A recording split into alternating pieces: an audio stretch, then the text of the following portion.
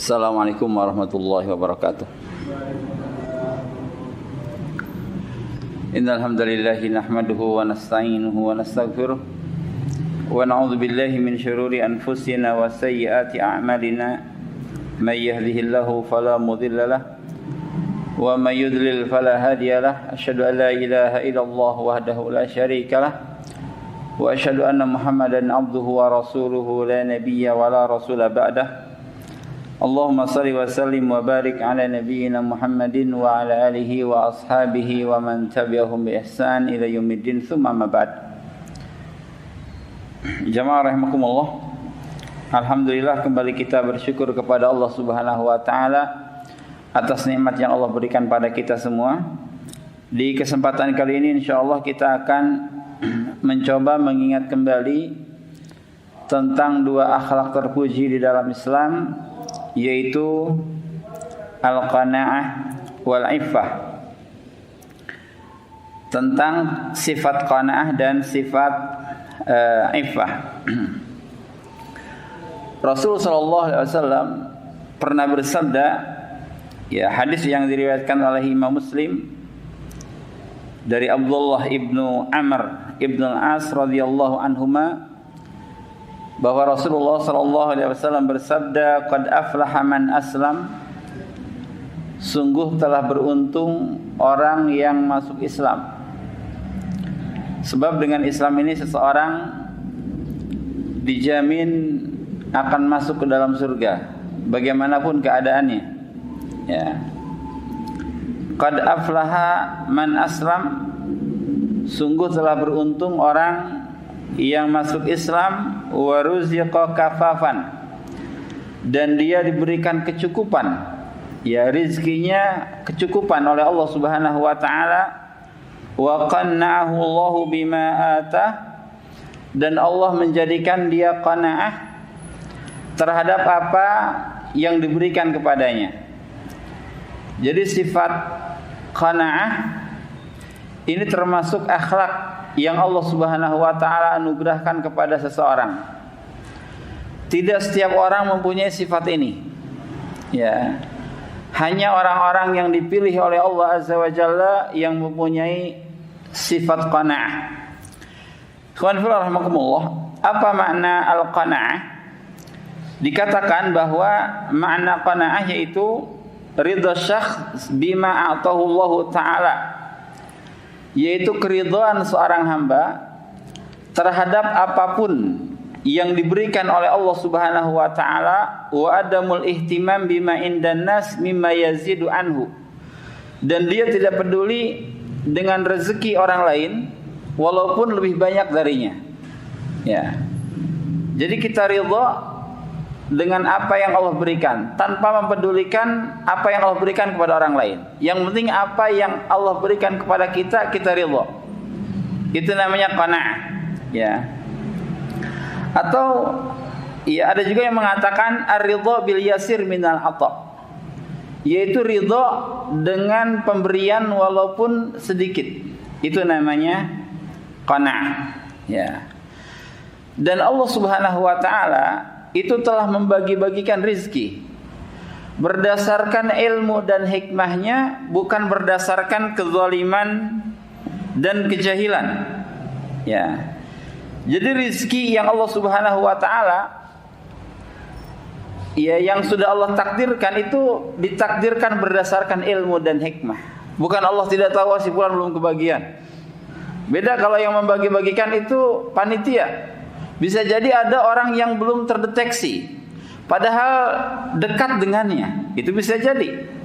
Karena manusia yang membagikan, karena panitia yang membagikan. Tapi rezeki itu dibagikan oleh Allah Subhanahu wa taala. Ya. Bahkan dalam satu hadis bahwa Rasulullah sallallahu alaihi wasallam, ya, pernah bersabda, ya,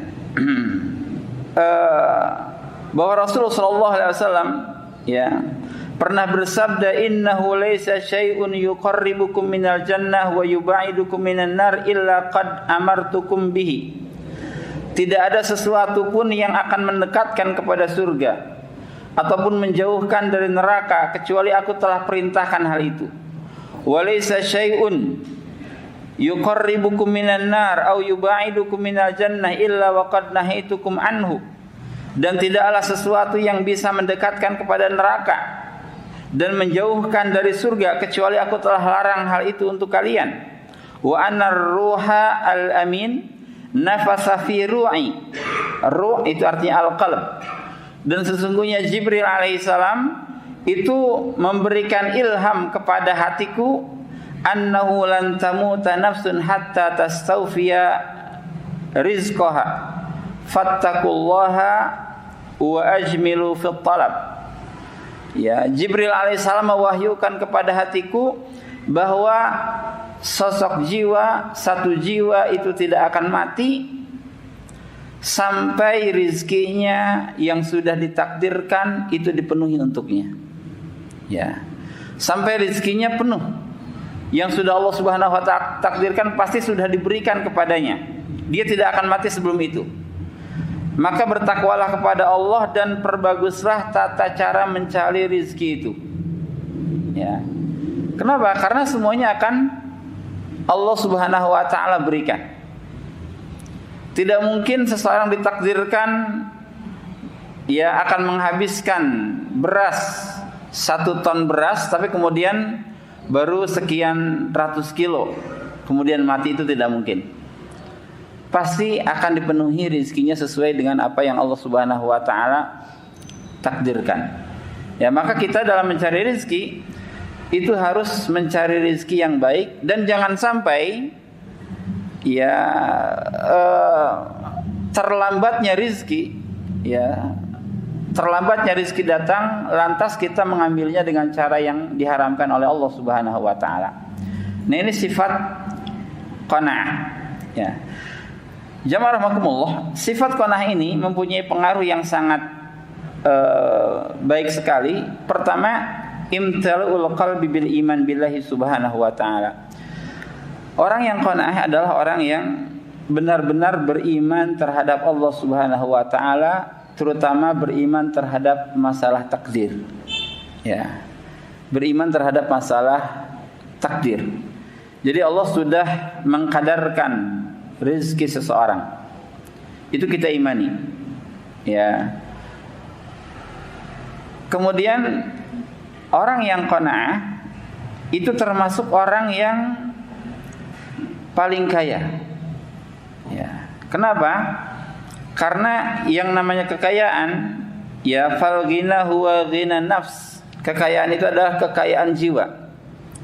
Orang yang paling qanaah, orang yang paling merasa cukup dengan apa yang Allah berikan, dia orang yang paling kaya ya karena jiwanya merasa cukup. Sehingga apa? Ya, orang yang qanaah dia akan menjadi orang yang berjalan di atas dunia ini penuh dengan izzah, penuh dengan kemuliaan, ketegaran, ya, tidak tunduk di hadapan manusia. Beda dengan orang yang tidak qanaah, dia akan merendah-rendahkan dirinya di hadapan manusia karena berharap diberikan oleh orang lain. Gitu ya. Merendah-rendahkan kepalanya, dirinya, menghinakan dirinya di hadapan manusia karena berharap pemberian orang lain. Maka dia menundukkan dirinya. Dia mudah patuh kepada orang lain walaupun terkadang agak bertentangan dengan syariat atau bahkan bertentangan dengan syariat sekalipun. Terkadang seseorang merendahkan dirinya karena mengharapkan pemberian orang lain. Dia tidak qanaah. Ya, berbeda dengan qanaah, dia akan tegar, dia akan izzah, dia akan mulia. Ya, tidak mudah tunduk kepada orang lain sebab tidak ada kepentingan tidak ada kepentingan darinya kepada orang lain. Dia merasa cukup dengan apa yang Allah Subhanahu wa ta'ala berikan. Ya. Nah, orang yang qanaah juga akan menjadi orang yang paling bahagia di dunia dan di akhirat. Ya. Kenapa? Karena dia tidak khawatir dengan rezeki. Ya, dia merasa puas dengan apa yang ada. Berbeda dengan orang yang kehilangan sifat qanaah, maka kehidupannya akan galau, akan risau karena merasa kurang terus. Dan memang yang namanya manusia itu sebenarnya akan merasa kurang. Ya, kalau kita menuruti hawa nafsu kita akan terus merasa kekurangan. Bahkan dalam sebuah hadis bahwa Rasulullah SAW itu pernah mengatakan ketika seseorang mempunyai satu lembah emas, ya, lembah itu seluruhnya emas, itu sudah dimiliki olehnya, maka dia kalau menuruti hawa nafsunya, dia ingin mendapatkan lembah yang kedua. Ketika diberikan pun maka dia akan menginginkan yang ketiga, terus begitu. Bahkan Rasulullah SAW ini menceritakan akan ada seseorang yang di dalam surga yang sudah terpenuhi seluruh kebutuhannya, ternyata masih menginginkan bercocok tanam. Ya, anna rajulan min ahlil jannah istadzana rabbahu fi zar'i. Akan ada seseorang di dalam surga, termasuk ahli surga, dia izin kepada Allah untuk bercocok tanam. Ya, ingin punya kebun lagi. Faqala lahu alasta fi ma syi'ta. Kemudian dikatakan kepadanya, bukankah engkau sudah mendapatkan segala apapun yang engkau inginkan di sini? Qala bala, dia mengatakan benar. Walakinni uhibbu an azra, tapi aku masih ingin bertani. Qala fabadara tarfa nabatuhu wastiwa'uhu wastihsaduhu fakana amsalal jibal. Kemudian orang itu pun diizinkan, karena memang seluruh yang diinginkan di surga itu dibolehkan. Orang itu diizinkan, dia mulai menanam bibitnya, kemudian pohon itu langsung besar dan buah-buahnya pun langsung banyak. Ya, buah-buahnya langsung banyak, pohonnya langsung sebesar gunung. Fayakulullah dunaka ya ibna Adam, fa innahu la yushbi'uka syai'. Cukup wahai Bani Adam, karena engkau tidak akan pernah tercukupkan dengan sesuatu apapun. Ya, jadi kalau kita menuruti hawa nafsu kita, itu tidak akan pernah tercukupi memang. Ya, maka kita memohon kepada Allah Azza wa Jalla agar diberikan sifat qanaah. Ya, orang yang tidak qanaah, dia akan galau di dalam kehidupannya, dia akan hasad ya kepada milik orang lain, dan dia akan merendah-rendahkan diri di hadapan orang lain karena berharap diberikan oleh orang lain, diberikan sesuatu oleh orang lain. Jamaah rahimakumullah, Allah Subhanahu wa taala berfirman dalam surah An-Nahl ayat 97, "Man 'amila shalihan min dzakarin aw untha wa huwa mu'minun." Siapapun yang beramal saleh, baik laki-laki ataupun perempuan, dan dia dalam keadaan beriman, falanuhyiyannahu hayatan thayyibah, maka kami akan menjadikan kehidupannya kehidupan yang baik. Walanajziyannahum ajrahum bi ahsani ma kanu ya'malun, dan kami pun akan memberikan balasan kepadanya di akhirat nanti dengan sesuatu yang lebih baik lagi dari apa yang mereka kerjakan. Ya, orang yang qanaah adalah orang yang beramal saleh, adalah orang yang beriman. Maka pasti Allah Subhanahu wa taala akan memberikan kepadanya kehidupan yang baik. Ya. Bahkan orang-orang yang qanaah ini akan Allah Subhanahu wa taala cukupkan ya kebutuhannya. Ya, Allah berfirman, "Iyakunu fuqara yughnihimullahu min fadlihi wallahu wasi'un alim." Ya, jika mereka itu fakir, maka Allah Subhanahu wa taala akan memenuhi kebutuhannya dari fadilah Allah, dari karunia Allah, dan Allah Subhanahu wa taala karunia-Nya sangat luas dan Allah Maha mengetahui. Ya. Dan jamaah rahimakumullah, doa Rasulullah SAW ketika beliau meminta kepada Allah, ini luar biasa. Ya, Rasul itu adalah orang yang paling qanaah, orang yang paling ridha dengan apa yang Allah berikan. Ya, dan Rasul tidak ada kepentingan ya membangun istana-istana di dunia, itu sama sekali tidak ada kepentingan bagi Rasul. Ya, bahkan Rasul SAW pernah menggambarkan bahwa dunia ini di sisi Allah Azza wa Jalla tidak setara dengan sayap serangga. Ini keimanan yang luar biasa. Saking qanaahnya Rasul sallallahu alaihi wasallam, maka yang Rasul minta kepada Allah ya hanyalah kecukupan makanan. Bukan kendaraan yang mewah, bukan istana yang megah. Ya, Imam Bukhari rahimahullah meriwayatkan di antara doa Rasul, Allahumma rzuq ala Muhammadin qutan. Ya. Allahumma rzuq ala Muhammadin qutan. Ya Allah, berikanlah rezeki untuk keluarga Muhammad berupa makanan. Yang diminta makanan. Kenapa? Karena ini modal kehidupan makanan itu. Kalau makanan sudah tercukupi, itu sudah ya sangat bahagia sekali. Bahkan Rasulullah SAW mengatakan, jika seseorang di waktu paginya dalam keadaan sehat, tidak sakit, dalam keadaan aman, tidak sedang perang, kemudian dia mempunyai makanan untuk hari itu, ya, maka seolah-olah dunia sudah dipegang oleh dirinya.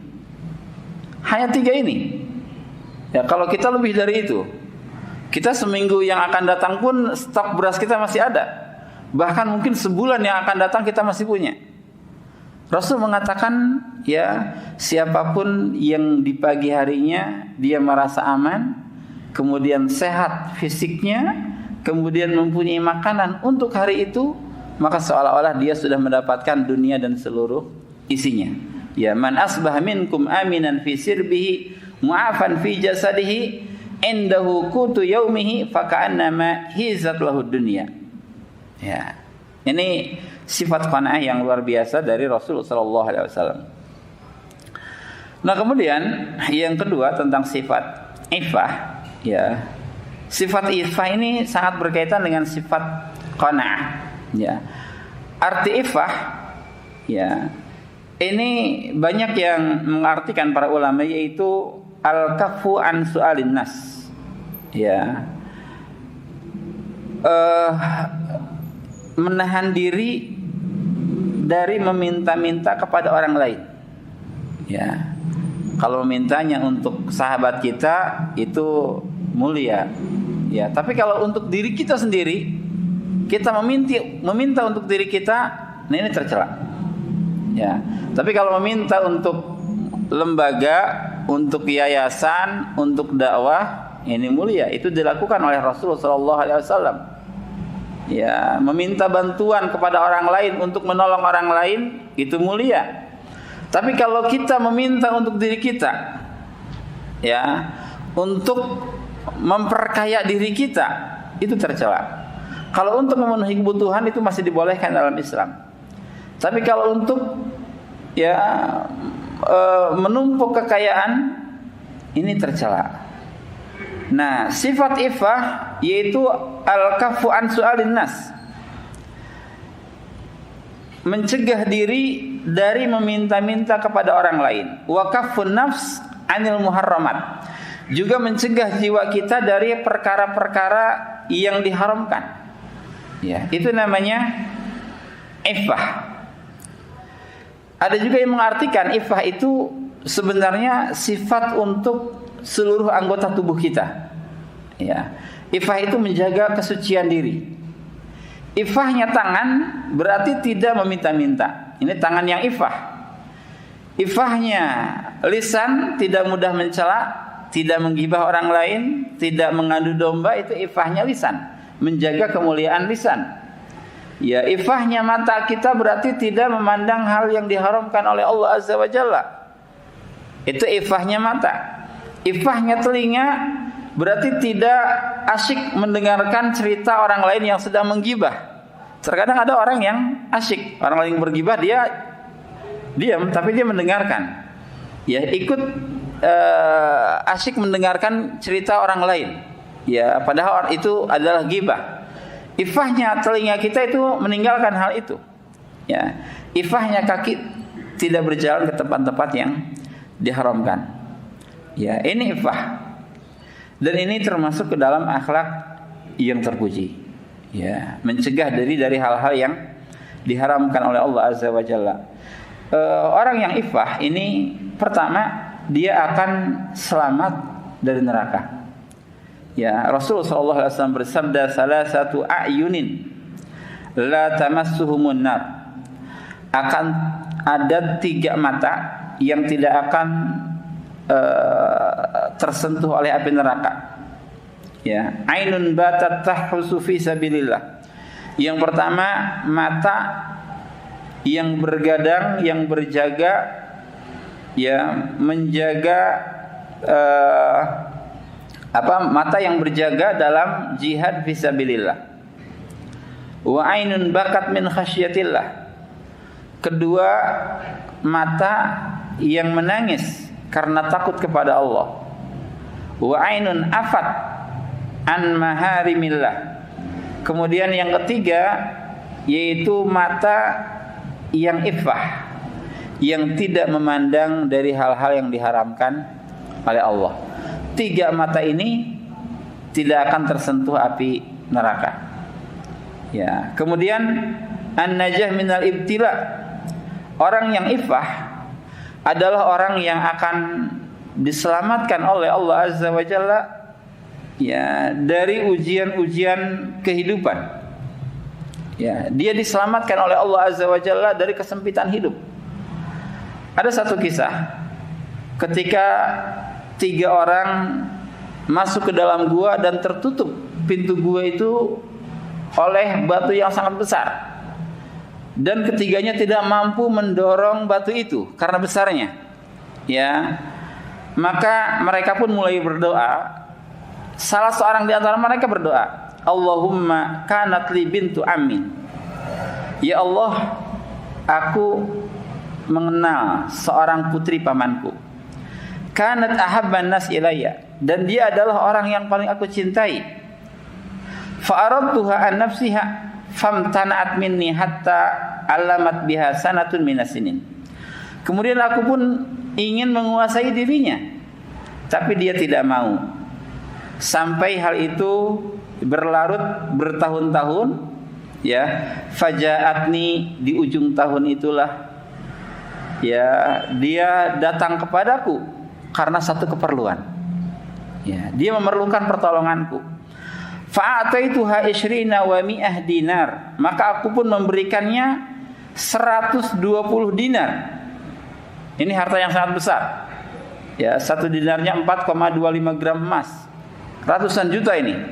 124 dinar ala an tukhalliya baini wa baina nafsiha, dengan syarat dia menyerahkan dirinya untukku. Ya, dengan syarat dia menyerahkan dirinya untukku. Fafa'alat, dan dia pun setuju karena butuh, ya, butuh harta. Hatta idza qadartu 'alaiha, sampai ketika aku mampu menguasainya. Qalat, dia pun mengatakan, mengingatkan, la uhillu laka an tafuddal khatam illa bihaqqihi. Ya, dia mengingatkan kepada Allah, ya, kepadaku tentang haramnya perzinahan. Ya.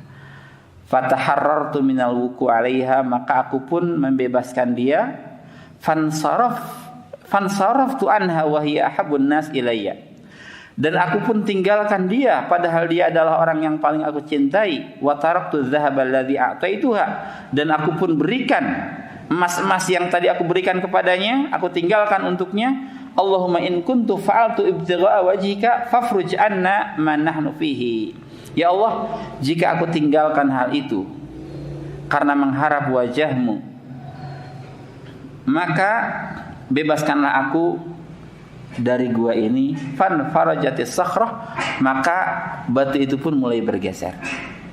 Ini orang yang iffah, ya, orang yang iffah. Dia tinggalkan hal-hal yang diharamkan oleh Allah Subhanahu wa taala, sehingga apa? Kesulitan hidupnya juga dibantu oleh Allah Subhanahu wa taala. Maka orang yang iffah, yang menjaga kesucian dirinya, matanya, hatinya, kemaluannya, ya, itu akan ditolong, dibantu oleh Allah Azza wa Jalla ketika kita berada di dalam kesulitan. Ya, yang terakhir, ya, orang yang iffah ini pun termasuk orang yang akan dinaungi oleh Allah Subhanahu wa taala pada hari kiamat, ketika tidak ada naungan kecuali naungan dari Allah. sebagaimana sabda Rasulullah, akan ada 7 golongan yang mendapatkan naungan dari Allah Azza wa Jalla ketika tidak ada naungan kecuali darinya. Rajulun talabathu imra'atun dzatu mansabin wa jamal faqala inni akhafullah. Yaitu seseorang yang diajak berzina oleh seorang wanita ya yang cantik, punya kedudukan, tapi dia mengatakan inni akhafullah, aku takut kepada Allah. Dan diantaranya adalah Yusuf alaihissalam. Ya, takut kepada Allah, ditinggalkan hal itu semua karena Allah Azza wa Jalla, maka orang tersebut akan mendapatkan naungan dari Allah. Wallahu a'lam, mudah-mudahan kita semua diberikan oleh Allah Azza wa Jalla 2 sifat yang mulia ini, yaitu qanaah dan sifat iffah. Subhanakallahumma rabbana bihamdika asyhadu an la ilaha illa anta astaghfiruka wa atubu ilaik. Assalamualaikum warahmatullahi wabarakatuh.